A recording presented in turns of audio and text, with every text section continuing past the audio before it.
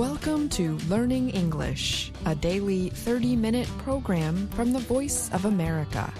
I'm Ashley Thompson. And I'm Dan Novak. This program is designed for English learners, so we speak a little slower and we use words and phrases especially written for people learning English. On today's program, Katie Weaver has a report on the conditions at the top of Mount Everest. Andrew Smith and Anna Mateo present this week's technology report. Finally, we hear today's lesson of the day from Jill Robbins and Andrew Smith. But first, the only living member of the team to first climb to the top of Mount Everest says the mountain is too crowded and polluted. 91-year-old Kancha Sherpa was part of the team that helped New Zealander Edmund Hillary and Nepali Sherpa Tenzing Norgay reach the peak of the world's tallest mountain on May 29, 1953. Kancha recently spoke with the Associated Press, saying the 8,849-meter-tall mountain must be respected. They should not be dirtying the mountain. It is our biggest god, and they should not be dirtying the gods, he said. Since 1953, the mountain has been climbed thousands of times, and it gets more crowded every year. During the spring climbing season in 2023, 667 climbers got to the top, or summit, and that brought thousands of support workers to Everest Base Camp between March and May. It would be better for the mountain to reduce the number of climbers, Kancha said. Right now, there is always a big crowd of people at the summit. There have been concerns for years about the number of people living on the mountain for several months and leaving trash behind. But officials have no plans to cut down on the number of permits they issue to climbers. The rules require climbers to bring down their own trash, equipment, and everything they carry to the mountain. But monitoring of the climbers has not been very effective. It is very dirty now. People throw tins and wrappings after eating food. Who is going to pick them up now? Kancha said. Some climbers just drop their trash in deep openings in the earth on the mountain, he said, noting that the trash is hidden at first. But he said, in time the trash will flow down to base camp as the snow melts and carries them downward. For the Sherpas, Everest is Chumulangma, or Goddess Mother of the World. The mountain is highly honored, and Sherpas generally perform religious services before climbing it. Kancha was just a young man when he joined the Hillary Tenzing climb. He was among the 3 Sherpas to set up the climb's last camp for Hillary and Tenzing to use. They heard by radio message that Hillary and Norgay reached the top. Later, the summiteers reunited with the Sherpas at Camp 2. We all gathered at Camp 2, but there was no alcohol, so we celebrated with tea and snacks, Kancha said. We then collected whatever we could and carried it to base camp. The path they opened up from the base camp to the summit is still used by current climbers. I'm Katie Weaver.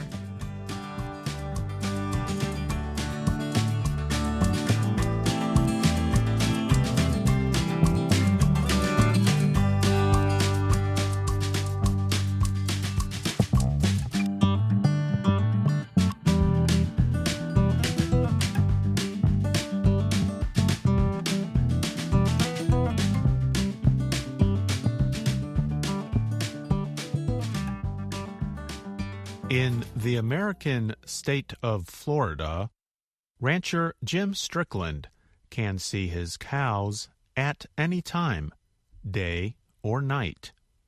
To do this, all he needs is his phone. Strickland uses virtual fencing to watch and control the movements of his animals. The system, based on Global Positioning Satellite, or GPS, technology, can help Strickland and researchers improve grazing lands, preserve wildlife, and save time and labor for workers. It can also help improve animal health. Strickland has been using the system for about 6 months. He told VOA Learning English he has already seen many good results with the new technology. It has exceeded by far my expectations. Virtual fencing uses radio signals to make an invisible fence. This means you cannot see the fence. This keeps animals within or outside of certain areas. The signals come from nearby mobile phone towers. The signals can also come from base stations that can be moved using a small truck. Each animal wears a collar around its neck.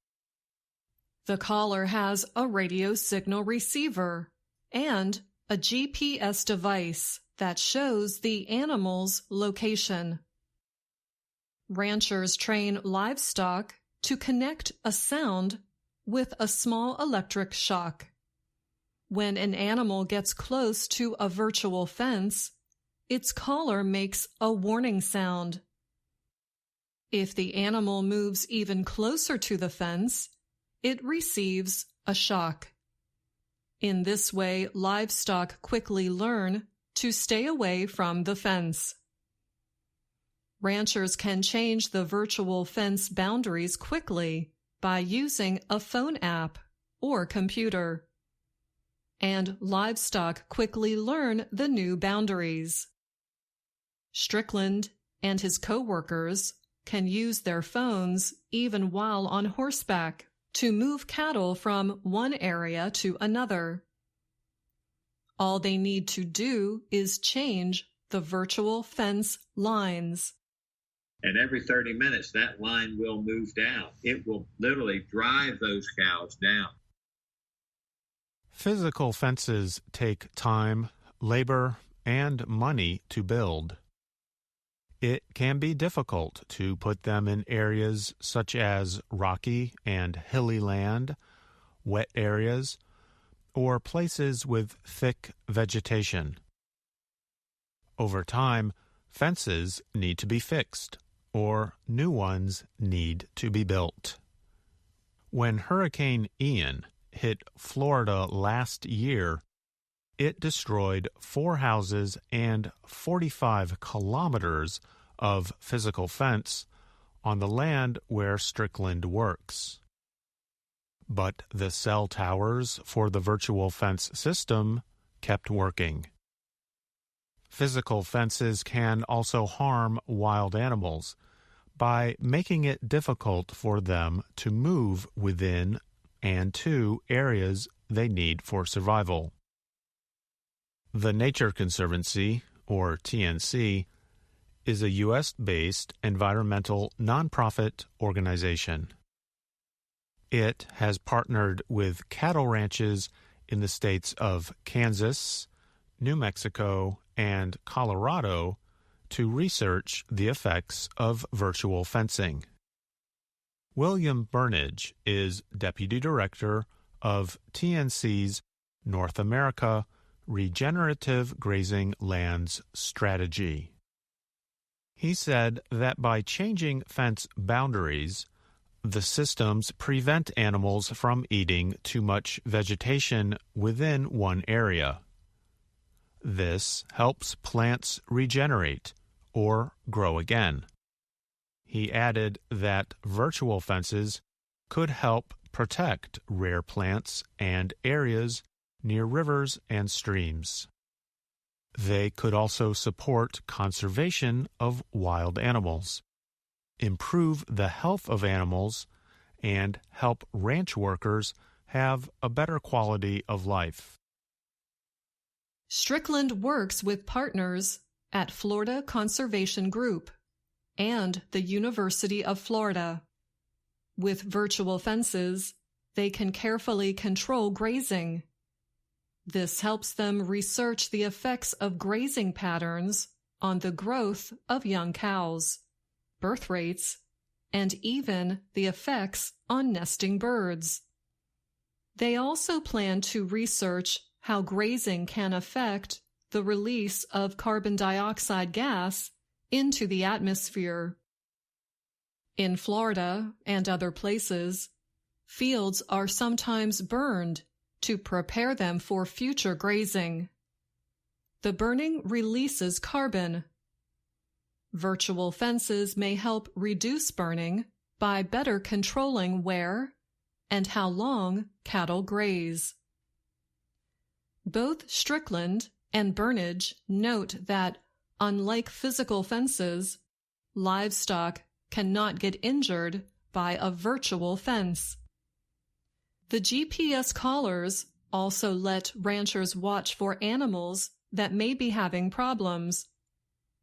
For example, if the system shows that a cow has not moved for many hours, it may be sick or injured.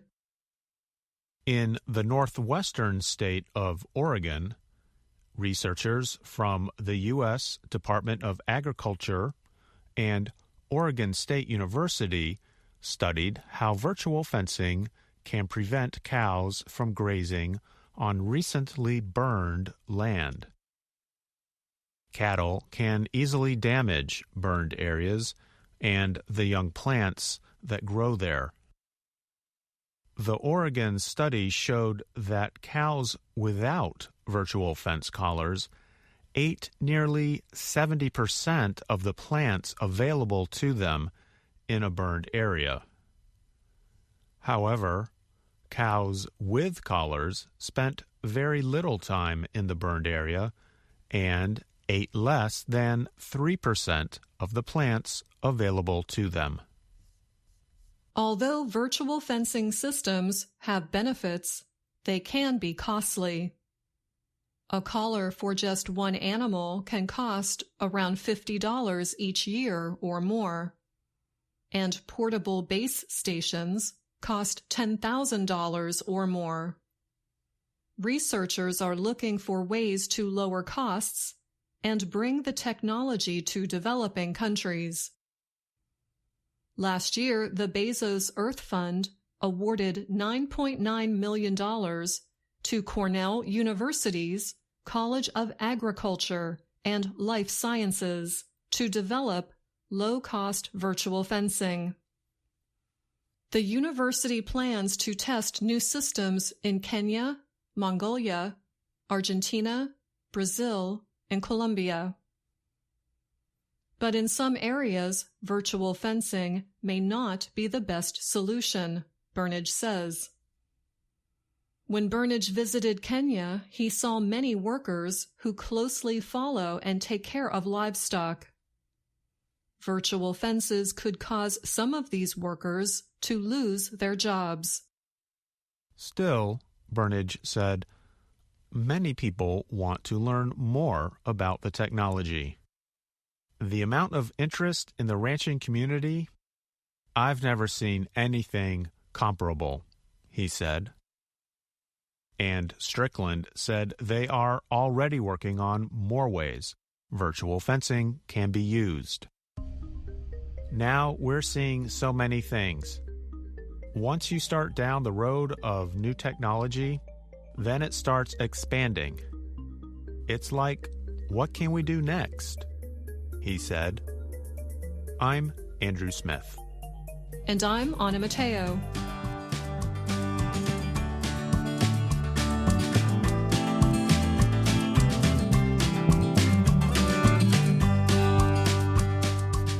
Andrew Smith joins me now to talk more about this week's technology report. Hi, Andrew. Thanks for joining me. Hi, Ashley. Glad to be here. This week, you talked about a technology called virtual fencing. I would like to know, is virtual fencing only used for cattle, meaning cows and bulls? No, not only for cattle. It's also used for sheep and goats. And that can be very helpful because these animals can graze or eat plants in areas that are very hilly or rocky, where it's difficult to build physical fences. Your report notes that the systems can be costly. Can you tell us how the team at Cornell University is trying to lower costs? One way the Cornell team is trying to reduce costs is by making the design of their new system open-sourced. Open-sourced means the software or computer programs that help the technology work is free for anyone to see on the internet, and anyone can suggest changes or improvements. And with an open-source product, there are no license fees that raise the cost, so the cost will be lower for the users. What might be some ways virtual fencing could be helpful in developing countries? I asked that same question to Charles Hoots. He's a livestock specialist who works in international agricultural development. He says that in areas such as East Africa, when one person's cattle get into other people's gardens and eat their crops, it can create conflict, and sometimes deadly conflict. If you could get the technology there at a low enough price, the virtual fencing systems could help prevent some of that conflict. Well, it sounds like an interesting development in agriculture for sure. Thanks, Andrew, for that report. Thank you, Ashley. It was my pleasure. VOA Learning English has launched a new program for children. It is called Let's Learn English with Anna. The new course aims to teach children American English through asking and answering questions and experiencing fun situations. For more information, visit our website, learningenglish.voanews.com.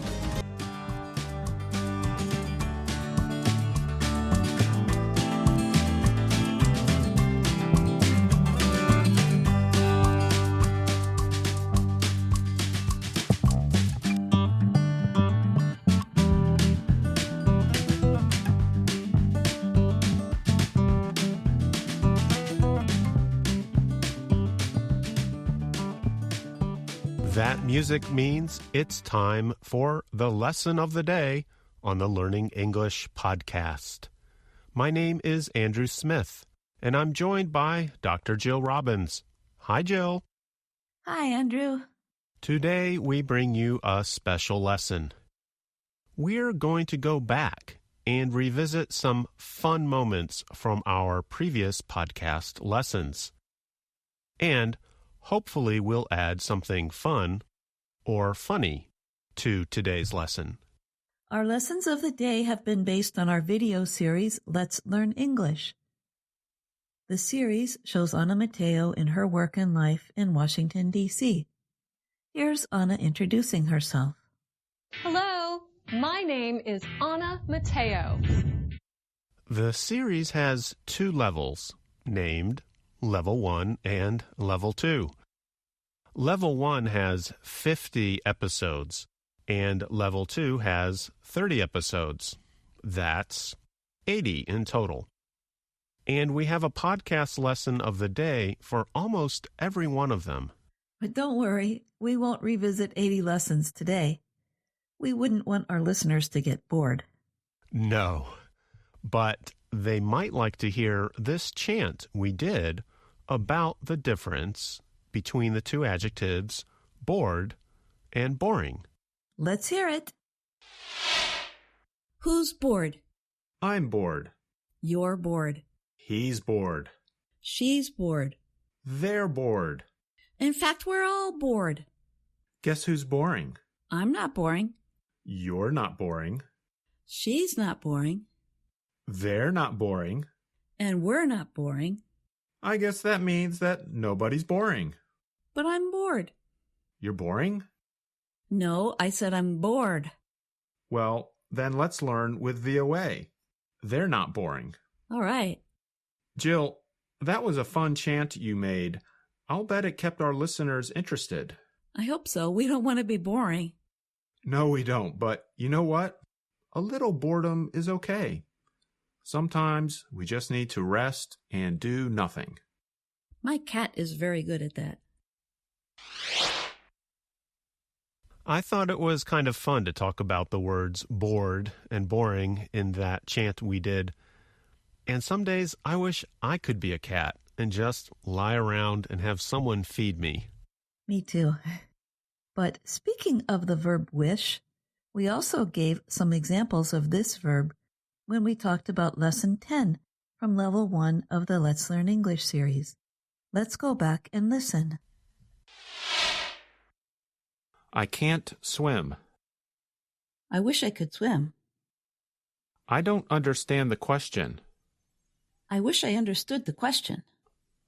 My head hurts. I wish my head didn't hurt. Jill, I hope your head doesn't hurt now. No, it doesn't. At least not yet. I was just giving an example of how to say a sentence with the verb wish. You were the one who said your head hurt. Yes, that's what I said. You have told our listeners the truth. Well, at least now they know whose head was hurting. Wait, whose head was hurting? Yours. Oh, yeah. Well, it feels fine now. But speaking of the word whose, spelled W-H-O-S-E, we also did a chant to help give examples of this word and of possessive pronouns. Whose idea was that? It was mine. Oh, yeah, that's right. It was yours. This is the chant you recorded with your friend Jennifer, right? That's right. Well, let's hear it. Whose is this? Whose is that? It's his. It's hers. It's theirs. It's mine. Whose are these? Whose are those? They're his. They're hers. They're ours. They're mine. Is it ours? Is it his? Is it hers? Is it theirs? It's not his. And it's not hers. And it's not ours. And it's not theirs. I think it's mine. I think it's mine. It's mine. It's mine. It's mine. It's mine. Is everything yours? Not everything's mine.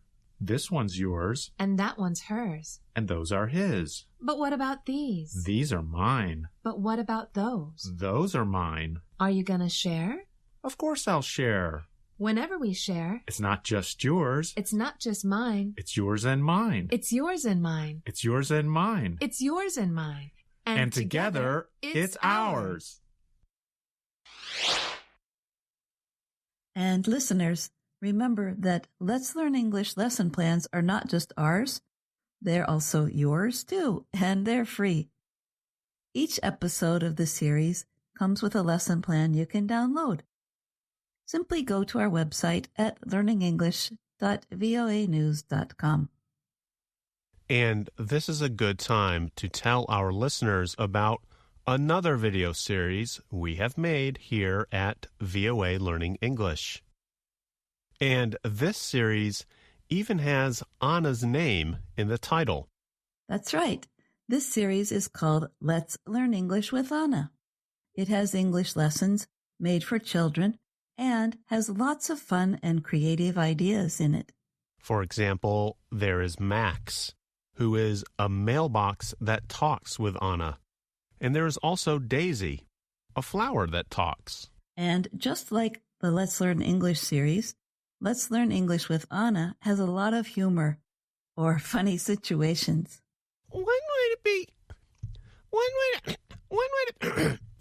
One way to be funny is to just change your voice.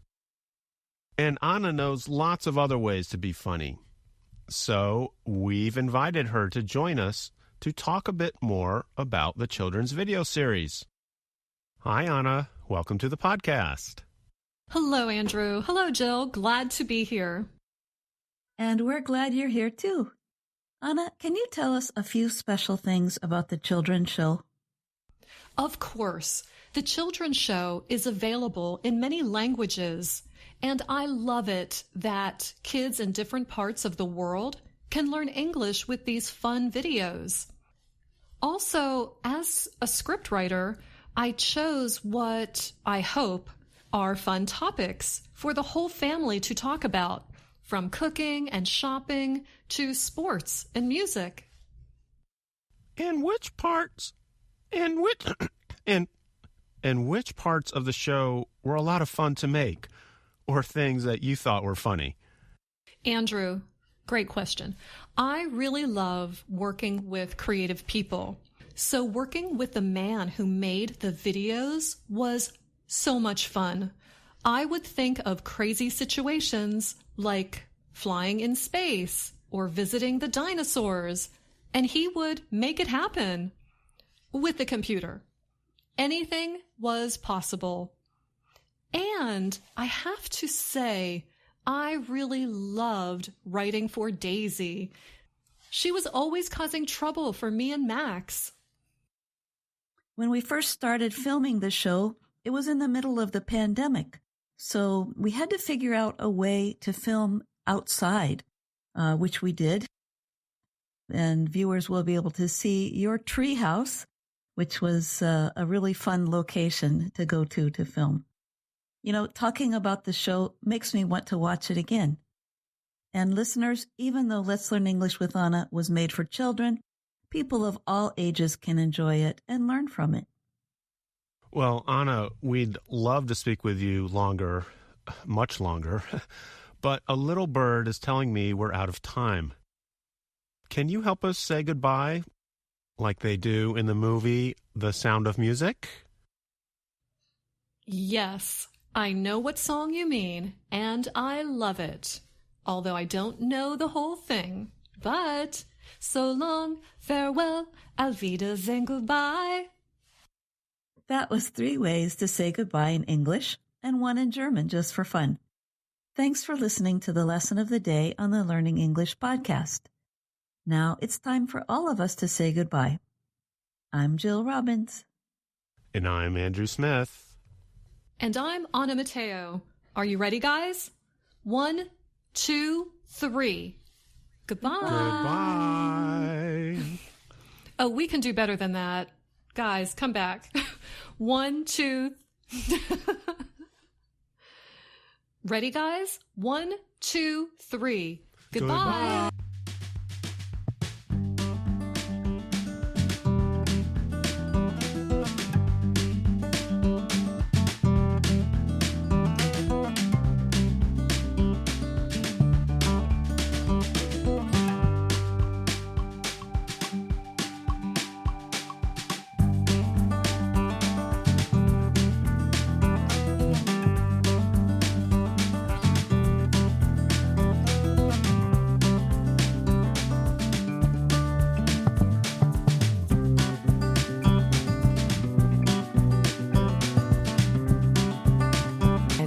Our program for today.